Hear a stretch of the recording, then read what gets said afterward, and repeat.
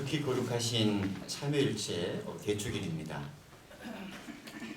이 성부와 성자와 성령은 세 인격으로서의 구분되지만 본질로서는 한 분이시다라는 의미가 바로 삼위일체입니다.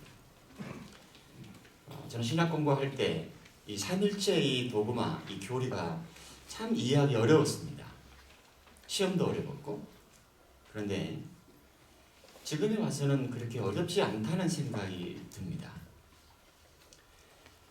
제가 이전보다 이해력이 더 높아져서가 결코 아닙니다.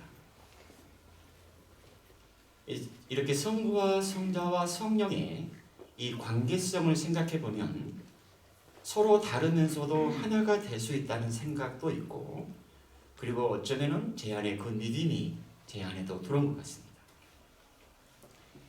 즉, 세 인격이 어떻게 하나의 본체를 이루는가에 대한 어떤 철학적, 어떤 신학적 논증보다도 하느님께서 사랑을 베푸시는 하느님 아버지와 은총을 내리시는 우리 주 예수 그리스도와 그리고 일치와 친교를 이루신 성령, 이렇게 풍요롭게 하느님이 현존하신다는 것이 훨씬 제 마음에 들어오고, 또 그걸 통해서 하느님은 훨씬 더 풍요롭게 저희들에게 당신 자신을 계시한다라는 그런 생각 때문에 그렇습니다. 신앙의 신비는 신비로 받아들이는 것 같습니다.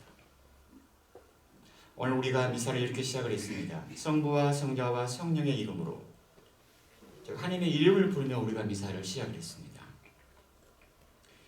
이름을 부른다는 것은 그저 상대방에 대한 호칭을 지칭하는 것이기보다도 상대방을 내 안에 떠올리고, 그리고 그 상대가 나와 함께 있다는 의미도 있습니다.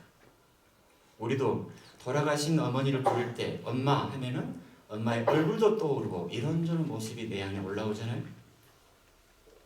또한 이름을 부른다는 것은 나에게 상대방의 존재를 드러내고 그 상대는 나에게 그 존재를 보여주는 의미도 있습니다. 우리가 잘 알듯이 오래전에 김춘수 시인이 내가 그의 이름을 불러주었을 때 그는 나에게로 와서 꽃이 되었다, 이런 시가 있는데, 우리가 하나님의 이름을 부를 때 하나님은 우리에게 오셨고 우리 마음 안에, 우리 영혼 안에 꽃으로 피어납니다. 그 꽃은 생명이고 사랑입니다. 오늘 요한복음 사가는 하나님께서는 세상을 너무나 사랑하신 나머지 외아들을 내주시어 그를 믿는 사람은 누구나 멸망하지 않고 영원한 생명을 얻게 하셨다. 요한복음서 전체를 관통하는 그런 기쁜 소식입니다. 요한복음 전체를 요약하는 문장입니다. 우리 구원의 역사 안에서 하나님의 존재를 아버지라고 불렀던 분은 예수입니다. 예수님 전에는 그 누구도 하느님이라는 존재를 아버지라고 부를 수가 없었습니다. 하느님을 아버지라고 부르는 것은 그저 부자 관계를 뜻하는 것이기보다도 그분과 나와의 인격적인 관계를 말합니다. 예수님이 하느님을 아버지라고 부를 때, 그리고 또 우리가 하느님을 아버지라고 부를 때는 생물학적으로 아버지가 아닙니다. 그렇잖아요? 그리고 이 아버지는 호칭은 어머니와 반대되는 어떤 개념, 반대되는 성으로서의 아버지가 아닙니다. 왜냐하면 하느님은 남성도 아니고 여성도 아닙니다. 우리가 하느님을 아버지라고 부를 때 이 아버지는 이 세상 모든 만물의 창조주로서의 근원으로서의 아버지고, 내 안에 생명을 담아주고 내 영혼을 지어내신 분이고, 우리 인간 존재 뿌리로서의 가, 신의 개념으로서의 아버지입니다. 그래서 현대 어느 여성 신학자들은 우리가 하나님을 아버지라고 부를 때 이 남성의 이미지를 강화한다고 하면서 하나님을 아버지, 어머니라고 부릅니다. 어떻게 보면, 특히 신약 성서를 보면 예수님이 말씀하시는 아버지의 모습을 보면 모두가 모성을 가진 아버지의 모습입니다. 제 개인적으로 그렇습니다.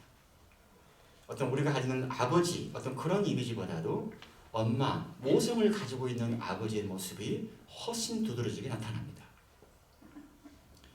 이 하느님을 우리에게 전해준 분은 예수님입니다. 적어도 복음상으로 볼 때 예수님은 어릴 때도 아버지의 존재를 알았습니다.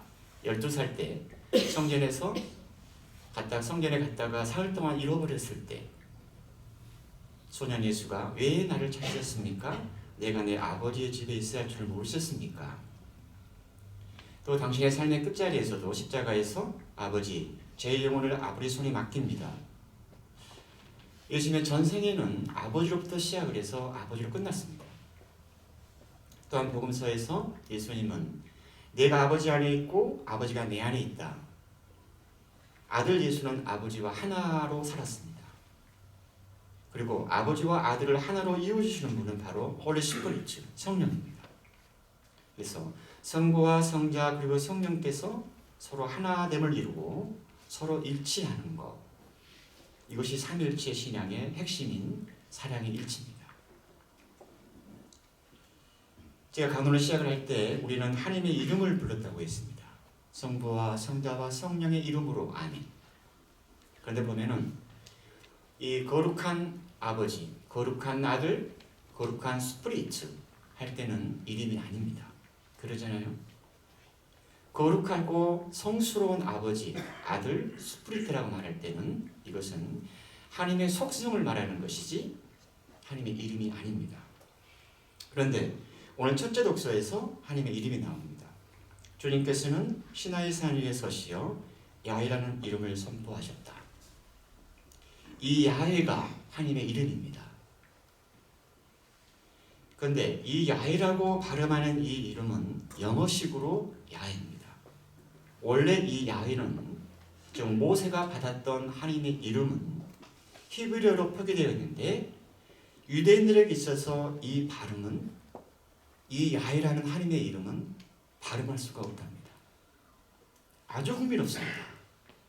우리가 뭔가를 발음한다고 할 때 제가 지금 이렇게 말을 하고 있는데 내 입술과 혀가 이렇게 움직이면서 발음을 하잖아요. 그런데 이 하나님의 이름은 우리 입으로 말할 수가 없답니다. 발음이 안 되는 이름이랍니다. 아주 신기하잖아요. 이 야훼라는 이름을 이 영어 철자로 바꾸면 딱 네 가지 철자입니다. YHWH. 저는 히브리어 한 학기만 공부를 했는데 요드, 해, 아우, 해 이런 겁니다. 아무튼 야훼라는 이름은 우리가 내 입으로 발음할 수가 없는 이름입니다. 참 신기해서 프란스칸 신학자인데 리추드 로라는 사람이 있는데 이 사람이 글을 보니까 이런 말이 나오는 겁니다. 왜 발음이 불가능한가? 왜 야훼라는 이름이 우리가 발음할 수 없는가? 야훼라는 이름은 입술과 혀로 발음되는 것이 아니라 코로 숨 쉬어지는 이름이다. 이렇게 말합니다. 아주 신기합니다. 우리가 야훼라는 이름을, 즉 하나님의 이름을 부를 때 입이 아니고 코도 아니고, 즉 우리가 숨을 쉴 때, 숨을 쉬고 내쉴 때 그 소리를 흉내내는 것이 하나님의 이름이랍니다. 한번 숨 쉬었다가 내뱉어보세요. 이런 겁니다. 이게 하나님의 이름이랍니다. 근데 저는 그걸 보면서 여러분 웃을지 모르겠지만 이미 웃는 분도 계시지만 전율이 왔습니다. 그러잖아요? 어떻게 이럴 수가 있는가? 발음할 수 없는 이름. 하나님의 이름인 야훼를 입술과 혀로 발음할 수 없고 코로 내쉬어지는 브리스 이름이다. 이 이야기에 의하면 우리는 살아있으면서 매 순간 하나님의 이름을 부르는 겁니다.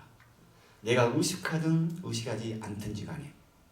그래서 우리는 세상에 태어날 때 처음으로 불렀던 이름이 엄마가 아니었고 하나님이었고, 우리가 죽을 때 마지막으로 내쉬는 숨도 엄마 아버지가 아니라 하나님입니다. 너무 신비롭습니다. 내가 붙어있는 이 숨이, 내게 붙어있는 이 숨이 들어왔다가 나가지 않으면, 나갔던 숨이 다시 들어오지 않으면 우리는 딱 거기까지입니다. 이 숨은 하나님께서 아담의 코에 불어넣었던 숨이라고 하고, 예수님의 십자가에 달려서 마지막으로 거둔 숨이 바로 그 숨이고, 부활하신 다음에 제자들을 향해서 평화와 용서와 성령의 내신, 바로 그 순위를 말합니다. 어떻게 보면 우리가 지금 손심을 살아가는 것은 하나님 때문입니다. 어떻게 보면 하나님이 내 안에 붙어 있는 겁니다. 그러잖아요. 우리의 생명이나 우리의 신앙이나 오늘 우리가 경축하고 있는 삼위일체, 아무리 생각해봐도 신비롭기만 합니다. 그 신비는 우리의 인식 밖에 있는 거지만, 하지만 동시에 우리 안에 있는 겁니다. 하나님께서는 세상을 너무나 사랑하셔서, 하나님 아버지께서는 우리를 너무나 사랑하셔서, 이 또한 신비입니다. 어쩌면 우리는 그 신비를 살아가는 사람들은 살아가는 하나님의 사람들이라는 생각이 드는 겁니다.